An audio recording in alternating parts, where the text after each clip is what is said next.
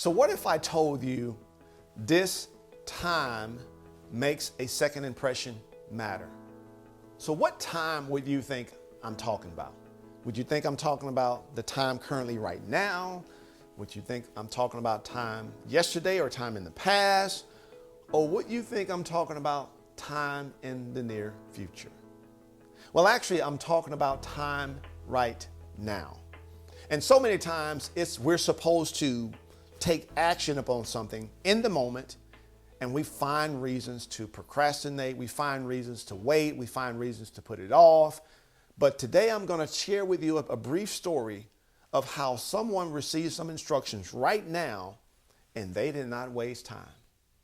And that's the time that I want us to take in terms of making second impressions matter. So what am I talking about? I'm talking about the book of Ruth, and I'm talking about Naomi and her daughter-in-law, Ruth.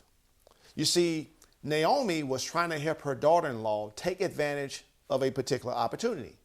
And a lot of times when we get these instructions from people, we think we have time to put it off. We think we can wait. We say, it's not that important right now. I'll do it later.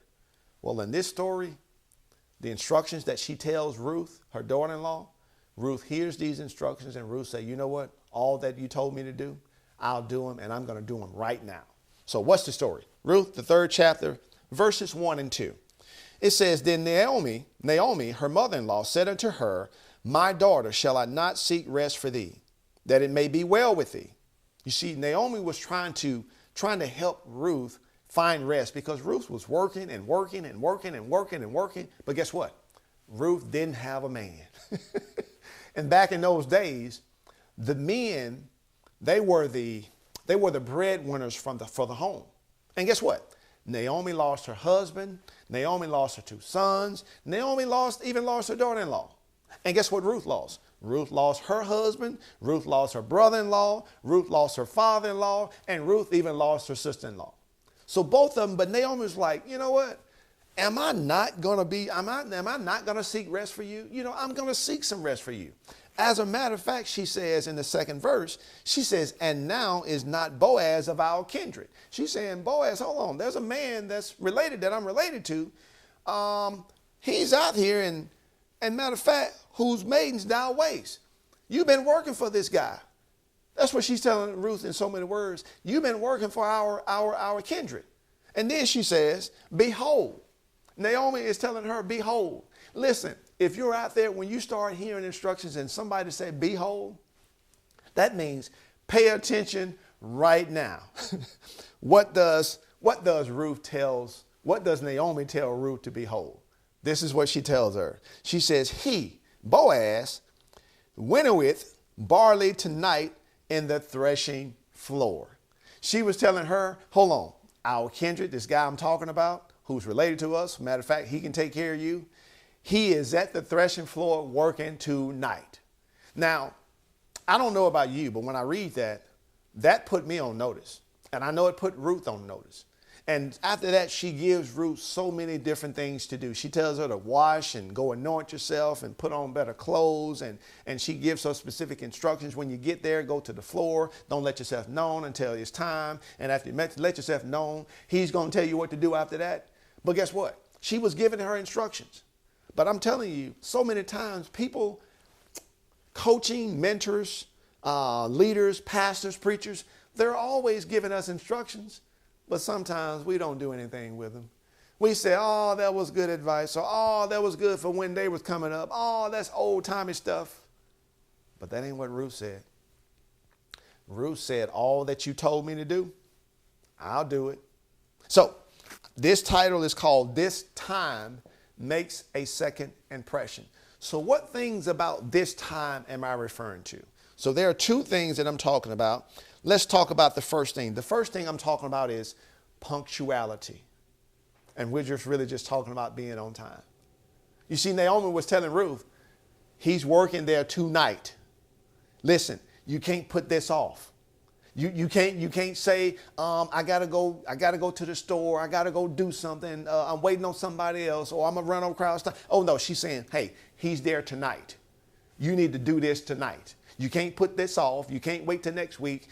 Don't make an excuse. Punctuality.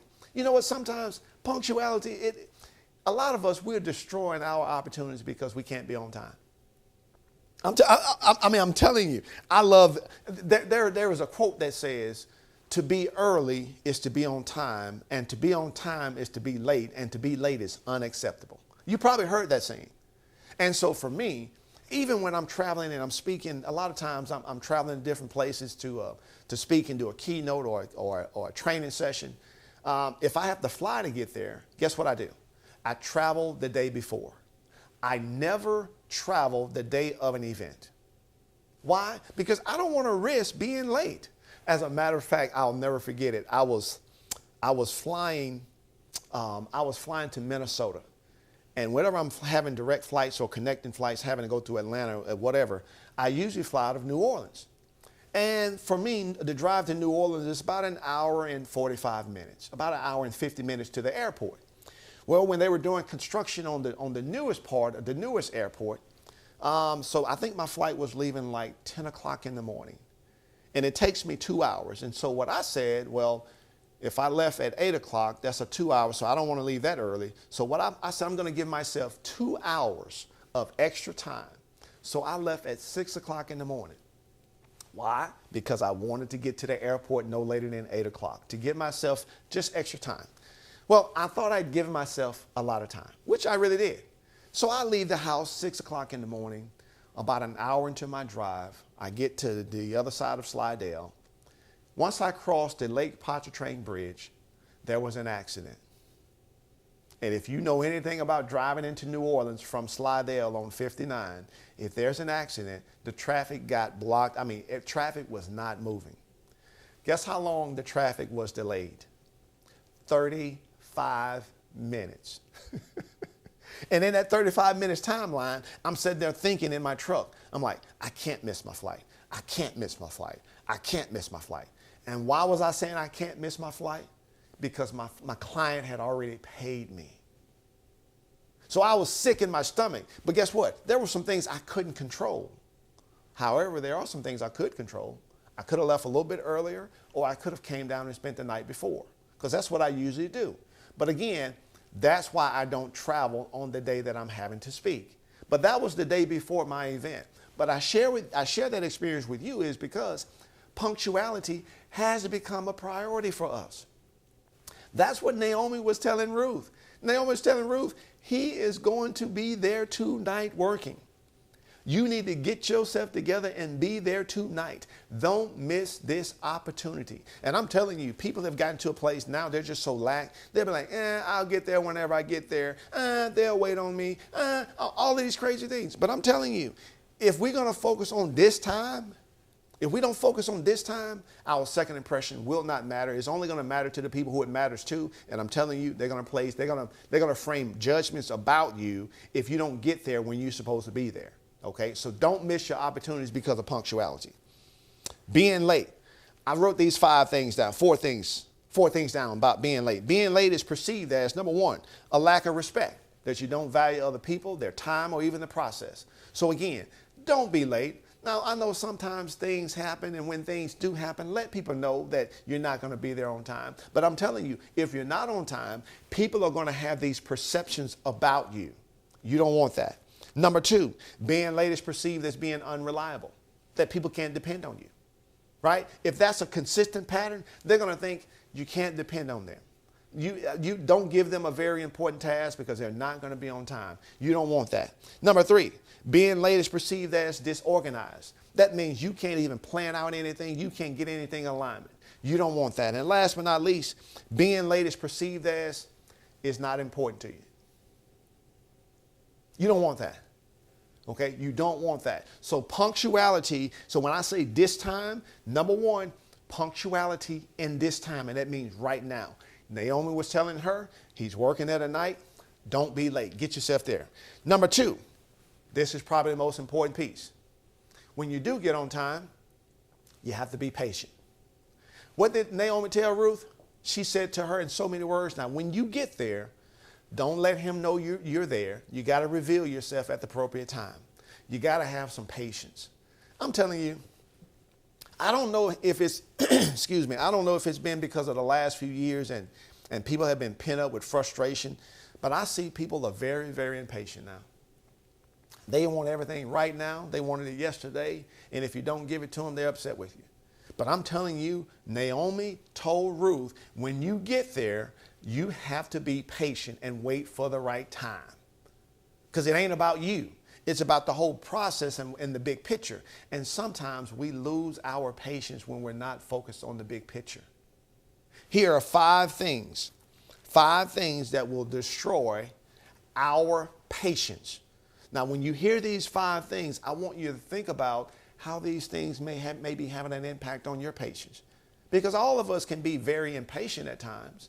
And I'm telling you, I have to remind myself, when I get impatient, I have to remind myself, hold on, Sam, you can't control all of that. Control what you can control.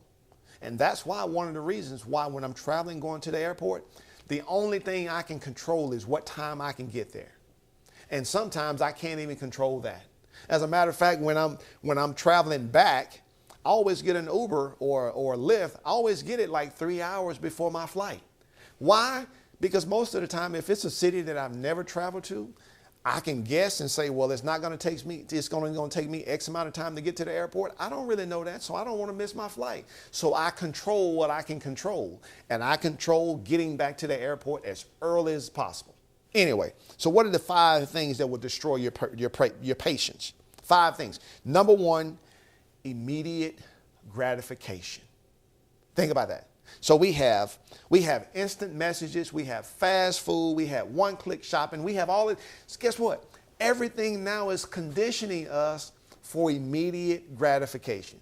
That means if I did it, I want to get paid for it right now, and I want everything right now. Give me everything right now, right now, right now. Guess what? That's destroying your patience. If you think everything is going to be like the messages you get on social media and fast food, and now I'm telling you, if you get hooked on that, it's going to destroy your patience. You know why? Because that's not how life normally works. There's a process. There's a planning process. There's a pruning process. And then there's a productivity process. Anyway, immediate gratification will destroy your patience. Number 2, high stress levels. Do you know how we behave when we get stressed? It's either fight or flight. I mean, it's just like we just reacting to everything. And most of the time, it's because of us being stressed. I can see it now driving. You know, I like to drive fast at times, and I'm working on that, so y'all pray for me. Okay, y'all pray for me. But I'm working on that. But I'm learning how to slow down a little bit. But I notice now, man, people are stressful driving. They're flying, they're speeding everywhere. And I can see it. But I'm telling you, high stress levels will destroy your patience. So when you find yourself being really, really impatient, I want to encourage you to check your stress levels, because chances are that's probably what it is. Number 3, a lack of control. Listen, when we're not in control, it destroys our patience. And one of the things that helps me is to focus focus only on the things that I can control. And what can I control is how I respond to what is happening. You see, I can't control everything that's going to happen to me. I can't control that. I can't. I can have an influence, right? But there's a lot of things I can't stop from happening to me. But what I can control is how I respond to what happens to me. You see, that's where you're empowered. So if you focus on a lack of control all the time, that's going to destroy your patience. Number 4, poor planning. Poor planning will destroy your patience. I'm telling you, that's why I told you the story about driving to the airport. See, I try to plan things out in my head as far as how long I think it's going to take. And then I try to plan for a possible accident, right? Now, you can't plan for everything. Just make sure you hear that. You can't plan for everything, but you can plan for some things. But don't sit back and just act like, it's only going to take me 20 minutes to get there, and it's a 10-minute, or it's a 30-minute drive. That's very unrealistic. That's really poor planning, right? And your poor planning, my poor planning, will destroy my patience. And most of the time we say, well, I'm so impatient. I'm so impatient. But we never ask, well, why are we so impatient? You see, it's important for us to put that mirror before us and see what are we doing to get these results? Because when we do that, we can change some things, okay? And last but not least, this thing right here, I've seen so many people destroy their patience because of number 5. And it's called FOMO. That's the fear of missing out. They see everybody going and blowing and everybody doing fancy things and everybody's living this life and everybody on Instagram, on the gram, talking about what they're doing and they're on vacation and they're doing this and somebody just bought their wife a car or somebody just bought their husband a truck or whatever. And man, they living this fancy life and we're sitting back watching them and we're saying, oh, wow, I'm missing out. I got to get my wife a car.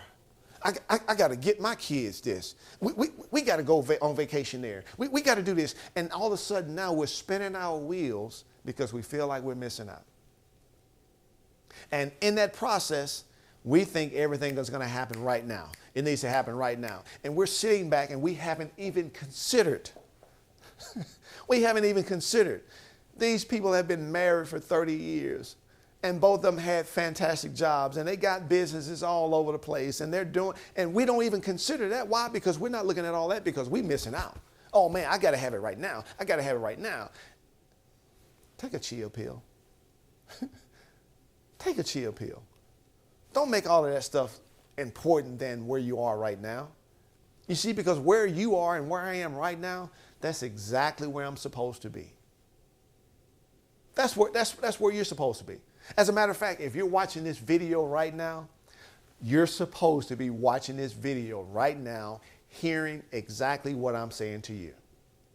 So listen, be on time, be punctual, right? Be on time with wherever you're supposed to be. Number 1. And last but not least, don't let these things destroy your patience. You see, when I get so excited, sometimes words just come out. And that's the way we can be sometimes. When we get excited about life, things can just come out. And then we don't realize we're not even patient.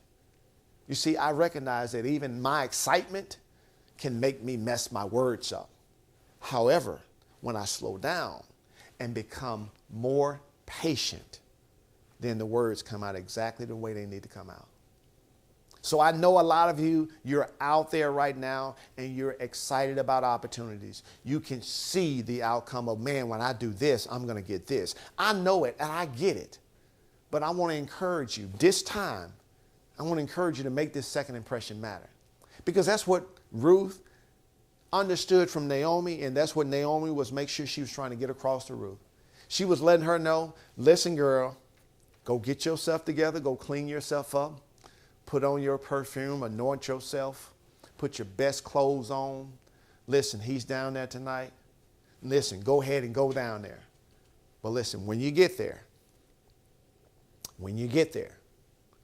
don't make yourself known. Okay? There's going to be a perfect time when you need to reveal yourself. And when you do reveal yourself, he is going to give you the proper instructions of what needs to happen next. Naomi told Ruth in so many words, I just need you to get yourself together and get yourself down there. And when you get yourself down there, everything else is going to take care of itself. And that's what I want you to hear right now in this message. I don't care where you are, what you're going through, what you're trying to accomplish. Don't worry about all of that. Listen to what I'm saying right now. Get yourself together. Clean yourself up. Anoint yourself. Put your best clothes on. Some of you may be trying to get a job. You're trying to get your dream job. And what I'm encouraging you right now, clean yourself up. Now, I'm not talking about clean yourself up from taking a bath. I know, yes, I encourage you to do that, but I want you to clean your mind up. Clean your mind up for a new opportunity, because new opportunities require new mindsets. Okay, so number 1, clean your mind up. Number 2, anoint yourself. Get some oil and anoint yourself and say, you know what? I am special. God has something special for me. And then put your best clothes on. Dress like how you want people to perceive you. right? That's one of the things that bothers me right now when I see people who say, I want a professional job and I want this and I want that. And they're walking around like a thug. And I ain't mad at thugs. But I'm just saying, whatever you're going to be, make sure that you want to communicate that. And make sure the marketplace, especially if you've got a business, represent yourself like you are the business, because you are the business. Okay? So anyway, just do all of those things and get yourself in a place to where this is who I am. And then when you get there, be patient. Don't rush the process. It's all a process. And if you're thinking it's not working, it is working. It's because it's working on you. Because it's going to have to work on you before it works out there. And once it starts working out there, your Boaz will show up. It could be in the form of a man you're looking for. Your Boaz could be the car you're looking for. Your Boaz could be the job you're looking for. Whatever your Boaz is, it's going to show up. But it's not going to show up and receive you until you show up and act accordingly. That's what this is all about. So this time, your second impressions still matter. So like the video, comment on the video, share the video with someone who could benefit from it, and we look forward to seeing you on the next episode. Talk soon.